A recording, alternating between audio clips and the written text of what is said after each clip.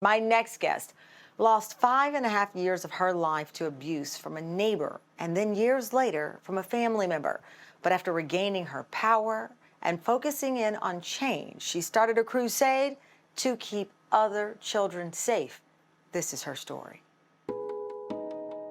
Erin Merryn has told her story of sexual abuse to legislators many times, and she will keep telling it until she gets Erin's law passed in all 50 states.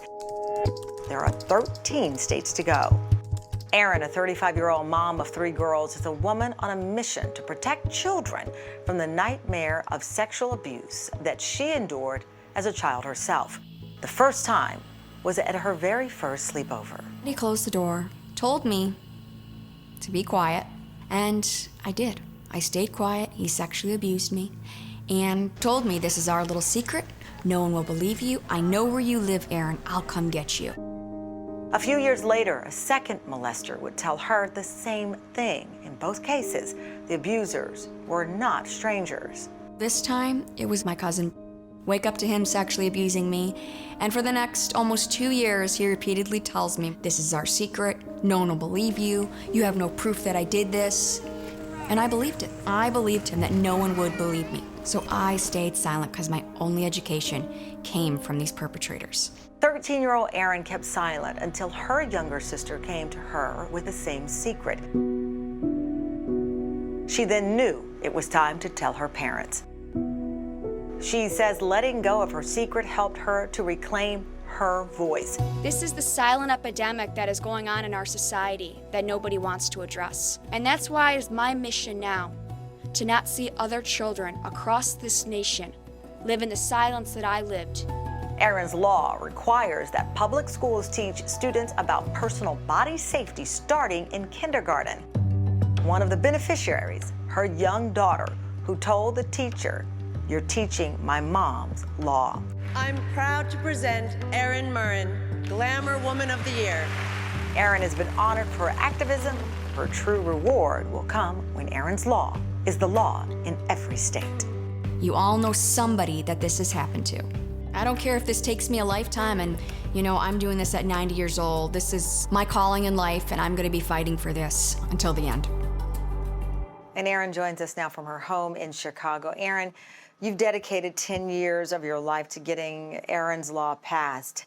How does it feel to know your work has come full circle and now directly impacting your own children, your daughter in kindergarten? That was an aha moment when she came home and said, "Mom, the social worker came in and taught your law." And I told her, "I know what you're teaching. You're teaching my mom's law, Erin's law." And it gave me goosebumps. It's so interesting. Your battle continues, of course, to get all states on board. But after 7 years of fighting in New York, Governor Cuomo finally passed your bill. Your next targets are North Carolina and Ohio. And you say there's a case in Ohio that could have been prevented had your bill been in place. What happened there? So there was a gym teacher that sexually abused 28 first graders, all caught on camera. So they were able to see what this man had done. And I sit there and tell legislators, well, what if these kids had been educated on how to speak up and tell? How many other kids could have been saved from this PE teacher had they had that 1 hour being taught this law? And there are some people who might resist at the beginning and then see the light. I know you have had a lot of parents reach out to you over the years to thank you for the law. But one mom wrote to tell you that she was against it. And what happened there? It's a letter that still gives me goosebumps. She told me that she had talked to her kids about this and she was leery. She said, "Erin, I would have never in a million years imagined that my 7-year-old, who I have talked to about this, would disclose in school that she's being sexually abused by a family member." And as I like to point out to people, sometimes kids are protecting their parents, and so when they're getting this education in the school, they see there's this other safe, trusted person, the teacher, the social worker, that have now just opened up this door and allowed them to find their voice and speak out. Erin, thank you so much. You know what?